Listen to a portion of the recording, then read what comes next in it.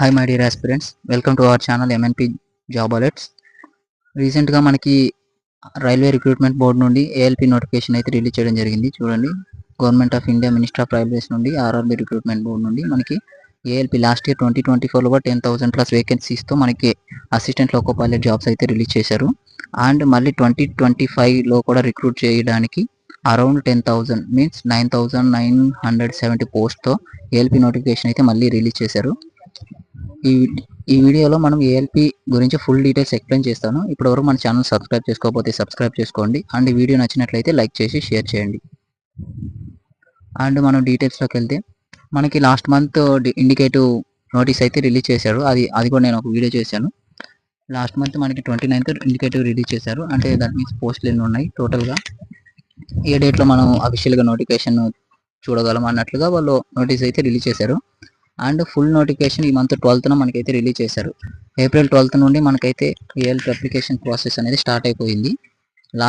Last date application closing date వచ్చి May 11th, next month 11th వరకు అయితే ఉంది.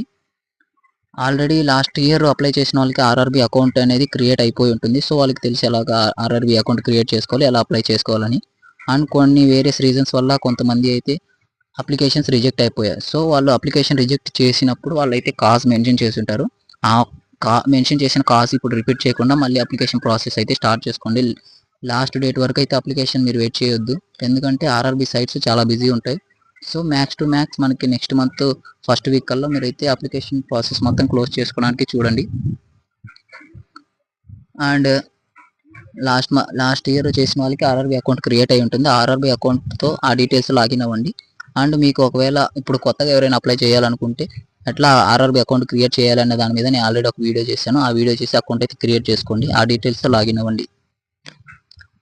అండ్ అసిస్టెంట్ లోకో పైలట్ అనేది 7th పే కమిషన్ ప్రకారం ఇది లెవెల్ 2 జాబ్. అంటే ఇనిషియల్గా 19,900 రూపీస్ మాత్రం వస్తాయి. అండ్ హెచ్ఆర్ఏ డిఆర్ఏ టోటల్గా కలుపుకుంటే మనకి 35,000 రూపీస్ అయితే మనకి ఇన్ హ్యాండ్ వస్తుంది. అండ్ ఏజ్ చూసారంటే 18 to 30 years వరకు మనకైతే బిట్వీన్ ఏజ్ ఉన్న వాళ్ళు ఈ పోస్ట్కి అయితే అప్లై చేసుకోవచ్చు. ఇది పోస్ట్ వేకెన్సీస్ 9,970 అనే post total number of post వచ్చేసి. అండ్ ఈ నోటిఫికేషన్ ఇంకా మనం చూడదగింది ఏంటంటే డేట్ ఆఫ్ బర్త్. చాలా మందికి తెలియట్లేదు ఏ డేట్ అంటే డేట్ ఆఫ్ బర్త్ వాళ్ళకి తెలుసు, కానీ ఏజ్ లిమిట్ వాళ్ళకి ఎగ్జాక్ట్గా తెలియట్లేదు. ఇక్కడ ఆల్రెడీ నోటిఫికేషన్ అందుకే మెన్షన్ చేశారు. ఇక్కడ చూడండి, మామూలుగా అన్రిజర్వ్డ్ ఓబీసీ వాళ్ళు July 2nd 1995 కంటే ముందు పుట్టిన వాళ్ళైతే ఎలిజిబిలిటీ ఉండదు. సో ఆ డేట్ వాళ్ళు చూసుకోండి. అలాగే ఓబీసీ నాన్ క్రీమీ లేయర్ వాళ్ళైతే 1992, ఎస్సీ ఎస్టీ వాళ్ళు 1990 July 2nd. ఇలాగా age limit, upper age limit అయితే వాళ్ళు మెన్షన్ చేశారు. అండ్ లోయర్ ఏజ్ లిమిట్ వచ్చేసరికి July 1st 2007. దీనికంటే తర్వాత పుట్టిన వాళ్ళు 2008, 2009 అట్లా పుట్టుంటారుగా, వాళ్ళైతే ఎలిజిబిలిటీ అయితే ఉండదు ఏజ్ లిమిట్ ప్రకారం. సో ఇన్ బిట్వీన్ ఈ ఏజ్ లిమిట్లో ఉండే వాళ్ళకి మాత్రమే 18 to 30 years అయితే కంప్లీట్ అయి ఉంటాయి. అండ్ కొన్ని కేసెస్ అండ్ కొన్ని క్యాస్ట్ బేస్లో మనకి ఏజ్ రిలాక్సేషన్ కూడా ఉంది. సో అది కూడా యాడ్ చేసుకోవచ్చు. అండ్ వీటికి వచ్చేసి ఎడ్యుకేషన్ క్వాలిఫికేషన్ ఏంటంటే 10th, ITI, diploma and BTech degree. వాటిల్లో కూడా ఎలక్ట్రికల్, ఎలక్ట్రానిక్స్, మెకానికల్ ఇలా కొన్ని వేరియస్ డిపార్ట్మెంట్స్ మాత్రమే ఎలిజిబిలిటీ ఉంటుంది. అండ్ మీరు ఎప్పుడైనా ఏ అప్లికేషన్ కానీ గవర్నమెంట్ కానీ ఏదైనా కానీ మీరు అప్లై చేయాలి అనుకుంటున్నారు, ఎగ్జామ్ రాయాలి అనుకుంటున్నారంటే ఆ నోటిఫికేషన్ ఫుల్ ఫ్లెడ్జ్డ్గా అట్స్ 1 hour or 2 hours ఎంతైనా టైం అవ్వనివ్వండి, కానీ ఫుల్ ఫ్లెడ్జ్గా నోటిఫికేషన్ మొత్తం చదవడానికి ట్రై చేయండి. ఎందుకంటే నోటిఫికేషన్ మొత్తం వాళ్ళే మెన్షన్ చేస్తారు. ఆ ఎలిజిబిలిటీ మీరు అన్ని క్రైటీరియా క్రాస్ అవుతున్నారు అంటేనే మీరు అప్లై చేయండి. ఆ ఎలిజిబిలిటీలో మీరు ఏది లేదు అన్నా కానీ మీరు అప్లై చేయొద్దు. ఎందుకంటే మీరు మొత్తం స్టేజెస్ మొత్తం క్లియర్ చేసి ఫైనల్గా వెళ్ళినప్పుడు ఇక్కడ ఈ ఎలిజిబిలిటీ మీకు లేదు, సో అక్కడ రిజెక్ట్ చేశారంటే చాలా బాధగా ఉంటుంది. సో అందుకని అన్ని ఎడ్యుకేషన్ క్వాలిఫికేషన్, ఏజ్ లిమిట్ అన్నీ చూసుకొని అప్లై చేసుకోండి. ఎగ్జామ్కి ప్రిపేర్ అవ్వండి, టైం వేస్ట్ చేసుకోవద్దు. అండ్ మనందరికీ తెలుసు ఆర్ఆర్బీకి 500 ఉంటుంది ఓబీసీ అండ్ జనరల్ కేటగిరీకి. And SC ST ex service men, female ట్రాన్స్జెండర్కి 250 ఉంటుంది.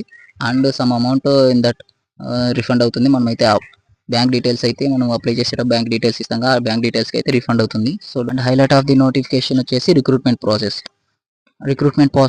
వచ్చేసి ఫస్ట్ స్టేజ్ ఉంటుంది, అది CBT1. సెకండ్ స్టేజ్ CBT2 ఉంటుంది. తర్వాత థర్డ్ స్టేజ్లో కంప్యూటర్ బేస్డ్ యాప్టిట్యూడ్ టెస్ట్ ఉంటుంది, and that's also called as psycho test. And fourth step వచ్చేసి document verification. And fifth step వచ్చి మెడికల్ ఎగ్జామినేషన్.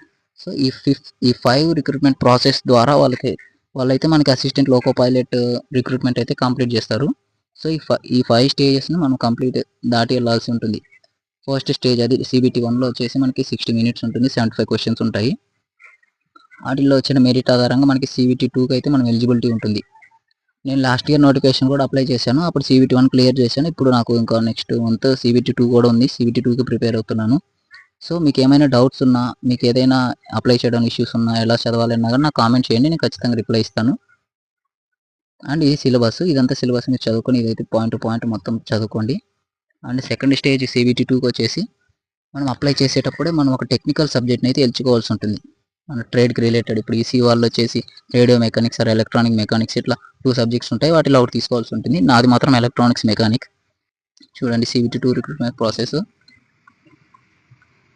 పార్ట్ ఏ వచ్చేసి 90 మినిట్స్ 100 క్వశ్చన్స్ ఉంటాయి. పార్ట్ బి 60 మినిట్స్ 75 క్వశ్చన్స్ ఉంటాయి.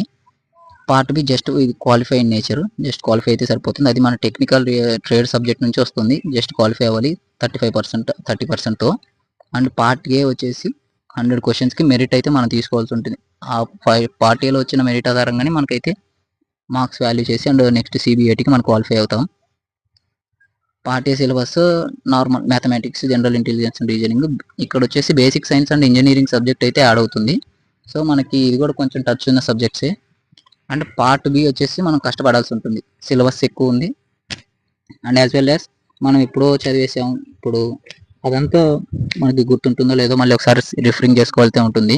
అదంతా రిఫర్ చేసుకొని మళ్ళీ మనం అయితే ఖచ్చితంగా పాస్ అయ్యే విధంగా మొత్తం సిలబస్ని కంప్లీట్ చేసుకోవాలి. అండ్ ఇక్కడ చూడండి పార్ట్ బి వచ్చేసి ఎలక్ట్రికల్ ఇంజనీరింగ్ వాళ్ళు ఇక్కడ ఉన్న సబ్జెక్ట్స్ అన్నిటికి ఎలిజిబుల్. వీటన్నిటిలో ఒక సబ్జెక్ట్ని అయితే మనం ట్రేడ్ సబ్జెక్ట్గా సెలెక్ట్ చేసుకోవాలి. అండ్ ఎలక్ట్రానిక్స్ వాళ్ళు electronics mechanic and mechanic radio and TV వీటిలో ఒక సబ్జెక్ట్ తీసుకోవాలి. మెకానికల్ వారు అండ్ ఆటోమొబైల్ ఇంజనీర్ ఇట్లా వేరే ట్రేడ్స్ ఉన్నాయిగా, ట్రేడ్లో ఒక సెలెక్ట్ చేసుకుంటే ఆ ట్రేడ్ రిలేటెడ్ ఎగ్జామ్ అయితే మనకి పెడతారు. And after that CBAT test. CBAT just qualifying nature, ఇది మెరిట్లో తీసుకోరు. సో ఆ సైకో టెస్ట్ అనేది పాస్ అవ్వచ్చు. So CBAT is the main key role. So CBAT ఖచ్చితంగా మనం పాస్ అవ్వాల్సి ఉంటుంది with merit. And after that document verification and medical examination. This is the whole process of ALP recruitment 2025 friends. And video నచ్చినట్లయితే like చేయండి and subscribe చేసుకోండి for more latest videos.